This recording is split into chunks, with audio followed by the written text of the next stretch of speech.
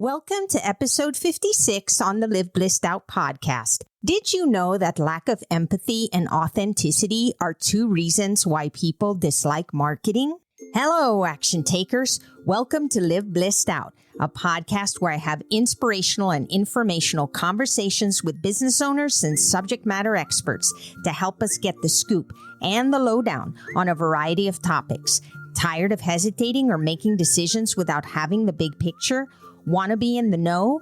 Then this is the place to go. I'm your host, Marissa Houston, helping achieve bliss through awareness and action. Thanks for joining me.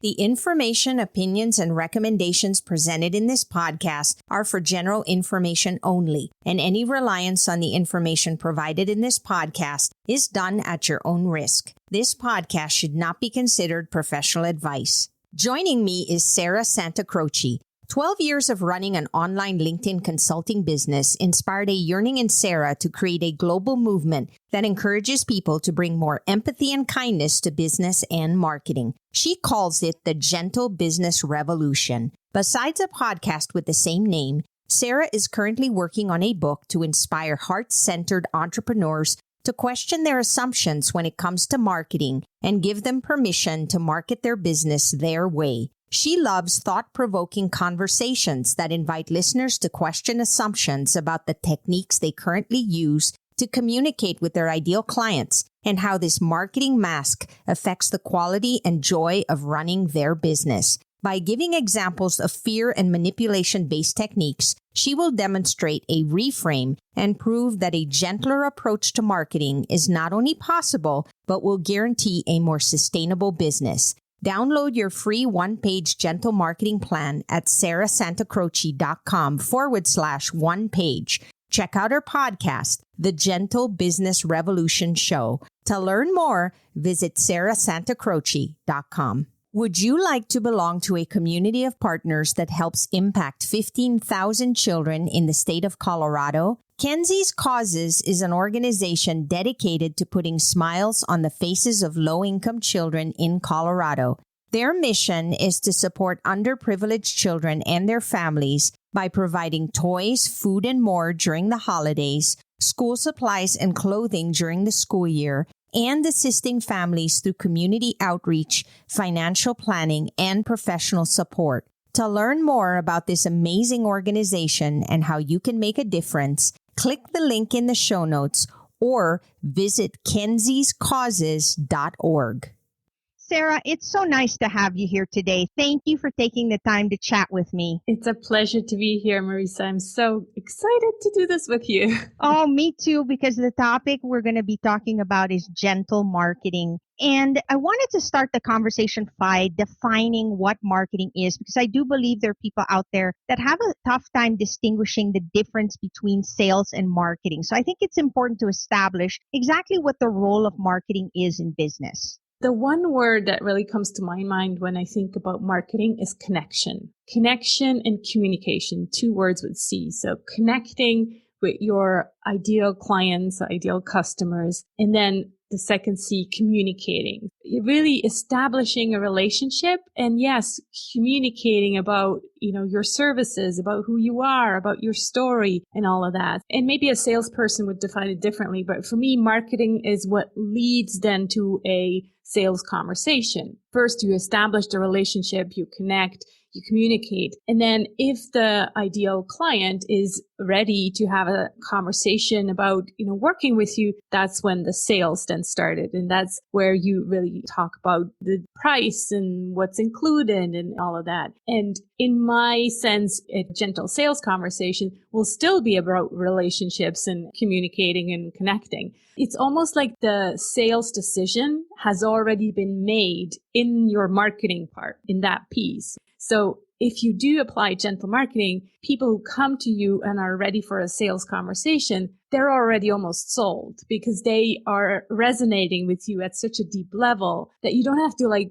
go into the script of that we know from sales and, talk about the pain and all of this crazy stuff that we hate so much because they've already almost decided that they want to work with you.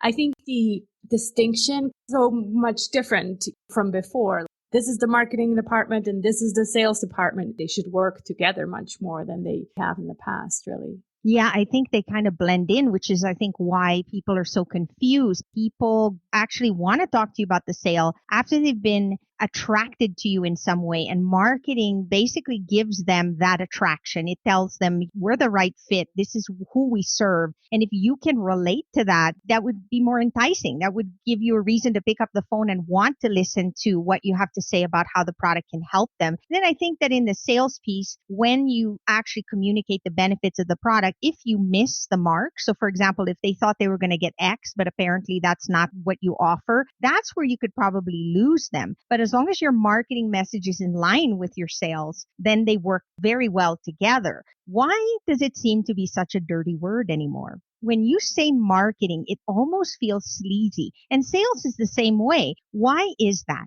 I really think it's because we've kind of lost this connection to the human being in marketing, and we've been taught, me included. I always say when I talk about gentle marketing, I started out that way. I started out like most of us, following what the big marketing gurus told us to do. And for me, that's been 12 years. I've been running an online LinkedIn consulting business. And so from the beginning, it was all about how can we sell more? How can we get more clients? It was always about more and faster. And so we kind of lost this human connection. It started to feel really pushy. It started to feel like there's too much automation. And so the customer felt like a number rather than, your ideal client. And so this pushiness and hype and hustle, that's what gentle marketers feel so averse by. They're like, I don't want to do this. And that's why they think of marketing as dirty. And so that's what I'm on a mission to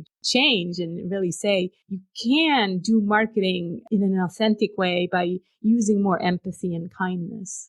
We all need to make sales in order for our businesses to succeed. And marketing is a big part of that. That's how we attract people to us. In this day and age, there's so many choices. There's an abundance of people that do the same thing or very similar service, and we need to stand out. And because of that competition, people feel pressured. They need to get that next customer. They have a limited time frame and they feel like if I'm not moving the needle by this time, I may not even have a business. So there's this pressure. And then it comes across in the way that they market. And you can see the authenticity is gone. So how do we know that this type of gentler marketing will work for people to still be able to get to the goals that they want to get without feeling like they're being pushy or sacrificing their authenticity? Today's conscious customer is much smarter than even just 10 years ago. Like, we have access to so much information, and we want to really work with people who are not just experts in their field. Our left brain will scan for that. Does this person know what they do? But our right brain is much more active nowadays with this change to a more intuitive age. And our right brain is looking for the connection and the authenticity, and the feelers go out there and look for, is this right? Is she real? Or is this all a big spiel to just get me to click or get me to buy? And so that's why I know that it is working, and it might be working a bit more slowly. I give you that, because developing relationships takes a bit more time. But the thing is, when we push our clients into buying and we use fear-based approaches, we use manipulation, we might get a more immediate sale. And often these sales are actually only working if we actually also use discounts. So that's what we've also been taught to do in marketing. Oh, just put, a discount, or only now and only 4 seats available and gotta get this now. And so we're using these fear-based methods that, yes, they will get us cash in the door, but they are not helping us build a sustainable business, because these are clients who are coming into our business with this fear, with this scarcity thinking. And so they're not going to probably refer us to other clients, or if they do, they refer us to other fear-based clients. And B, they're not going to get the results we actually want them to get. Because if people act from fear and they buy from fear, and I noticed from myself, I've bought so many products in the past where I was like, oh yeah, I got to get this because I need this now. And then you realize that you come from fear, and then you actually can't do it because you're somehow blocked. And so this fear really blocks you you. And that leads us to not be able to build a sustainable business. It's not long-term oriented. So from these different factors, we know that the slower way, the more gentle way, the more human way, the relationship way is really the only way to go forward. We're recording this and it's still, in the middle of this COVID crisis. And I don't know if you've noticed this, Marisa, people's values change in a crisis like that. And so they want the truth more than ever before. And so if they can just feel that you're slightly off or that you're trying to trick them just a little bit, they will know. And so I really think going forward, the only way is the gentle way and the honest way.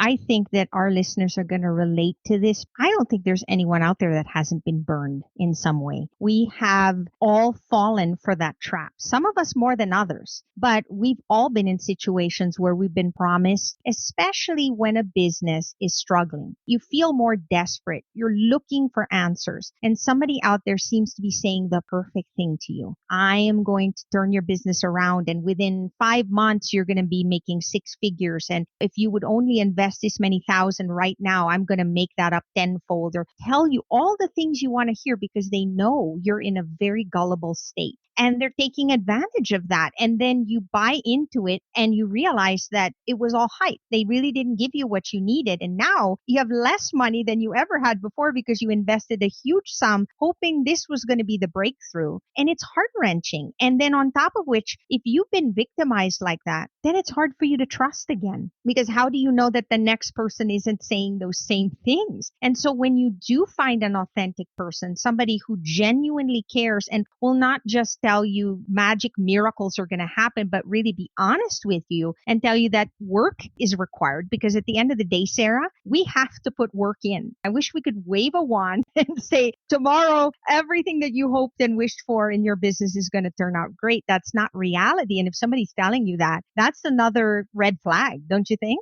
So yeah, we have been burned buying products from other people. And I always also say it's okay if you have used some of these tactics in your own emails or in your own web pages, because that's what we've been taught to do. And I was among the first to kind of go, that doesn't really feel right saying this. But I guess that's just what you have to do to run the business. It's what everybody else is doing. Exactly. So I figure, hey, everybody else is saying free. Everybody else is saying limited seat. Yeah. Everybody else is saying limited time. And it's working for them. Yes. So then you assume it's going to work for you. And eventually, I think what happened to me is like, I just can't do it anymore. I feel like the fear of not showing up authentically, of not being able to show up without a mask is bigger than the fear of failing the first few times. And so that's when I really got curious about this idea. What if we could do it our way? What if we gave ourselves permission to do it the more gentle way and use more creativity, use more beauty, and just be ourselves? What if? Yes, because now you're in alignment with your true self. You start to understand why you got into business in the first place is to help people and to make a good difference for them and for yourself and for everybody to benefit. And when you are putting that in jeopardy, then you feel bad. At the end of the day, you know it's not right and you feel it. What are some things then that our listeners can start to apply? Because as you know, this show is not just about awareness, because now we've established what are the things we should be thinking about in our business when it comes to marketing, but it's also about encouraging our listeners to understand all facets of their decisions so that they can take action, so that they can take even one baby step towards hitting their goals. What are some things we can share with them that they can start to apply to help them become a more gentle marketer and be more in line with their true self in terms of what they want to offer to the world, to their customers, and to the people that they touch in their lives? Maybe when you're writing your next email copies or your next web page or putting up a webinar, feel into whether that feels good the way you're doing it, or if there's a certain things in your marketing, social media, Facebook, etc., where you're like, that actually doesn't feel good. I'm just doing it because I feel like I should be doing it. And so taking inventory of all these marketing tasks that we're supposedly have to do every day, right? And then saying, okay, these things I actually like doing. For me, for example, I love doing my podcast, and so do you, Marisa, right? Yes. So this is marketing. That's what we do. In a podcast, we're doing marketing. So that's one thing that we love. For me personally, engaging in a Facebook group was never my thing. And I felt like I had to do it, and I've done it for many years. But eventually I just said, no more. I don't want to do a Facebook group anymore. And so just giving yourself that permission and kind of saying, I want to do more of these things that bring me joy and less of these other things that I feel like I have to do. Another example is selling on webinars. Like we have been told, and if you've ever attended a webinar that just made you cringe, where it's like this long introduction about how great this person is, blah, blah, blah. And then like 10 minutes of content and then 20 minutes of sales pitch at the end, right? But that's what we've seen over and over again. So we're like, guess I have to do it this way. That's how it works. And then just kind of saying, well, what if I did it differently? What if I didn't actually have that long pitch at the end and just shared really valuable content and then invited people onto a one-on-one call with me if they were interested in pursuing this further. So really just giving yourself permission to change little things that are kind of industry standards that we think we have to do, and then say, you know what? I remember Sarah and Marisa, I'm going to do it differently and see what happens. And I can relate so much, Sarah. It is so true. I think that these are guidelines and we take them as set in stone because somebody else is doing it and it works for them. We assume it's going to be the same for us, but everybody's different. So for example, there are people that go to specific networking groups where they're exclusive, and some of them will swear by it. They'll say, this is how I get 90% of my customers. For example, if they were doing, let's say, home services and there was a realtor and there was a flooring person and there was a electrician or whatever, they share information with each other and they serve the same clients and they do really well. Whereas other people that go to the exact same event don't get any business whatsoever. And they're doing the same things, but it just doesn't fit their authenticity or perhaps even the types of clients that they're trying to reach. So just because it works for one person doesn't mean it works for another. We need to be willing to pivot, to adjust, to make the changes that we need and line it up with what we like. So to your point, Sarah, we both love the podcast. And I think part of the reason is because it is so authentic. It's so nice to meet new people and share information and just be ourselves. And this fits who we are. And I think that that's very important because I think the universal theme is that we need to get out there. Like people need to know that Sarah exists. If they didn't see you anywhere, how would they even know that you have services to offer or what you're about? So with that being said, it's important to put yourself out there, but the way that you do it has to be in line with what makes you happy and what is in line with your brand as well, don't you think? Exactly. And I think that's why when I looked at the 7 P's of marketing, I completely remodeled them because I thought, actually, what really matters to us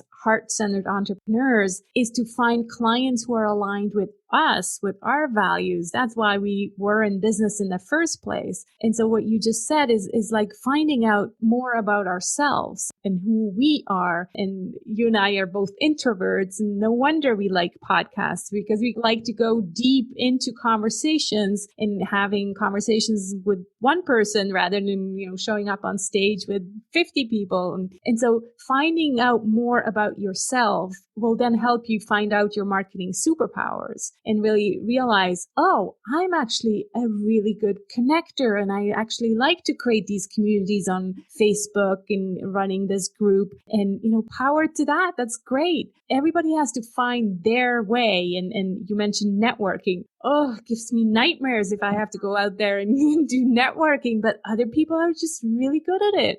And finding out what works for you and then focusing in on that and saying no to most of the rest. Like we are also taught in marketing, oh, you should be everywhere and you have to have now a podcast as well and you have to do everything. No, you don't. Like 1 or 2 channels are enough. And that's where you're going to be the best. Like me, maybe you as well. If you find us at a networking, we're probably hiding somewhere near the buffet or something. It's not our strength, right? Yes. And I'm so glad you mentioned that, Sarah. We are trying to do too much. And we think that we're supposed to do everything. I have to have a newsletter. I've got to have a YouTube channel. Then I do a podcast. Then I've got to do this other networking thing. And you end up doing none of it well. You really just need to find that wheelhouse that makes you comfortable, that's a good fit for you, that'll still get you out there, and then focus on that, hone in on that 100%. So I agree with you. I'm glad you mentioned it. In terms of the 7 P's, what are the other ones? Yeah, so the 7 P's are passion, personal power, people. The third one is when we finally, after looking at ourselves, who we are, what our story is, what our values are, then we look at our people. And for me, our people are our ideal clients. And funny enough, often our ideal clients are kind of the mini me's. They're very similar to us. They share the same values. They have the same worldview. And so it's interesting to first look at ourselves and say, this is who I am. And now I'm going to find people and attract people who are very similar to me, because that's where I get the best results. That's where I get the most joy out of business. For many, many years, I was working with the wrong clients in my LinkedIn consulting business. These were like very stiff businessmen, and we had nothing in common.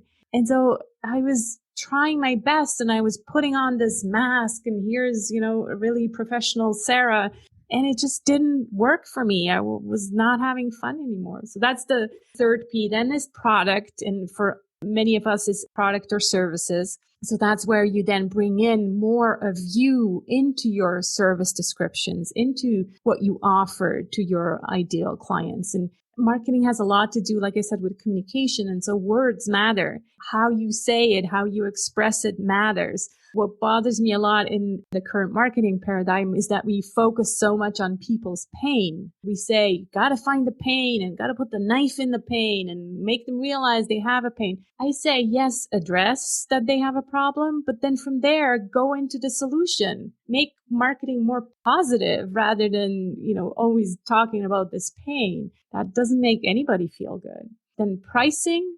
We need to have a conversation about how we're going to price our services and products. Promotion is choosing a channel where you're going to focus in, as we discussed. And the last one I find is very important as well as partnerships. I think too often entrepreneurs are trying to do everything on their own. And so partnerships, like we're doing right here, this is a partnership, right? Yes. Is so much more joyful, and it belongs to marketing nowadays. I couldn't think a way without it. And it's so nice to be able to collaborate with like-minded people. Oh, and partnerships to me is one of the most underused methods. Let's say you had a newsletter. When I talk to other entrepreneurs, I'll say, do you have a newsletter? And they say no. And I say, well, why not? And they'll say, because I can't come up with topics. Like I have to think every week of what to put out there, and it's too much stress and I don't want to deal with it. Not because it's not beneficial, because it's just too much work, right? So I say to them, what if you didn't have to write a single article? What if you reached out to people that offer wonderful services that your audience would love to know about, and then you use their words and put them in your newsletter? You don't have to write 10 pages of a newsletter. You can just send your audience something that is of value, and they'll appreciate you. And on top of which, you're now connecting them to some other person that they would have never had access to before. So you're creating this win-win situation. And that's really where the power comes in. I have a Sarah Suggests part in my newsletter. And that's where I always bring in, other people that I appreciate and that I know that they'll serve my people right. I always want to, of course,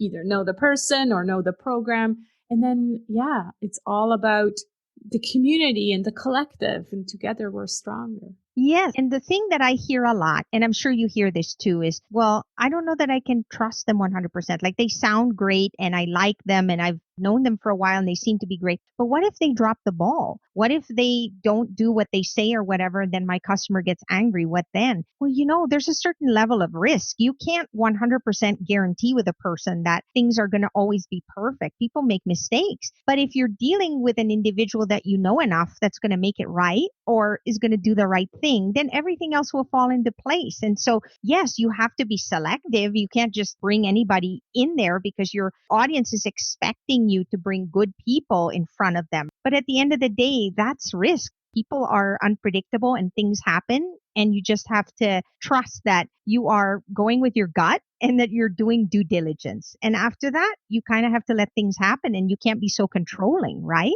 Human relationships are messy and business is messy sometimes, and it's all good. I think what matters most is then the transparency of saying, hey, look, sorry, really sorry, that didn't work out. I messed up. I didn't check this. And really just, again, being transparent and honest with your clients. The authenticity to me is above all. If you are a good person and you're really trying to offer a good service to people that is going to help them, then you're going to be successful. I truly believe that. Just to come back, because you mentioned before, how do we stand out from all these people who are doing the same thing? That's exactly how you stand out, right? Because I always say that people who are only after the price, they will always compare prices. And yes, they will always take the cheapest. But if people actually make a decision based on the relationship they have with you, or based on your worldview, and based on, like you said, that you're a good person and that they just want to be around you or support your mission, it's a whole different level of a relationship. And you will not have these pricing discussions where it's like, oh, but can you, go lower? Or maybe if they're in a bad situation, you will actually engage on that conversation and say, I understand, maybe we can come up with a payment plan or something. You won't feel abused by this idea of always having to go lower. That is so tiring. If you are an entrepreneur and you feel undervalued, you will burn out and not be able to maintain your business. That's right. Your pricing needs to match what's realistic in terms of how you can keep the doors open. But Sarah, there's always somebody out there that's going to undercut you. Always, right? That's a given. But they will notice the difference. They're not getting the responses, or they're not able to get their questions answered appropriately, or the product may not be the same. And then once they realize that it's taking up more time and causing more frustration in their business, they'll realize that it's worth paying a little extra to get that good service. They just haven't evolved in their journey yet. They hadn't made the mistakes yet of paying an amateur a couple of times and then realizing, oh, this is much more work than I thought. That's right. This really gives a foundation in terms of what people can do to really make marketing fun. Marketing not only effective, but really in line with our values for our businesses. Because again, we don't want it to be a dirty word. Marketing is a very important component of our success, and avoiding it is not an option. It's just one of those things you can't run away from, because without marketing, you can't run your business. So how do we make it so that we don't dislike it so much, that we don't think of it in that sense, but look at it more as an enhancement of who we are and how we're able to put ourselves out there in the world and help people? Sarah, can you tell our listeners exactly how they can get a hold of you, and perhaps who your target audience is, or some services that you provide to people in your business?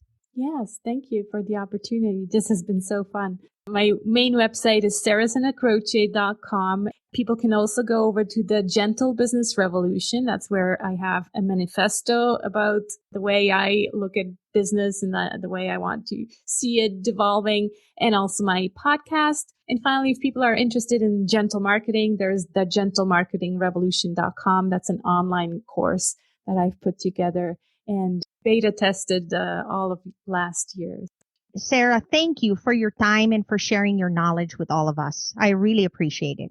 It's been a delight. Thanks, Marisa, for having me. That's all for this episode of Live Blissed Out. Thanks for listening, and thanks to Sarah Santacroce for being my guest.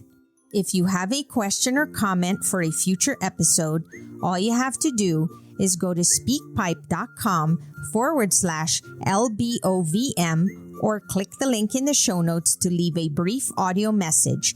If you find value in our show, please visit liveblисsedout.com to reach out, subscribe, and share on social media. This show is made possible through listeners like you. Thank you. So long for now, and remember to keep moving forward.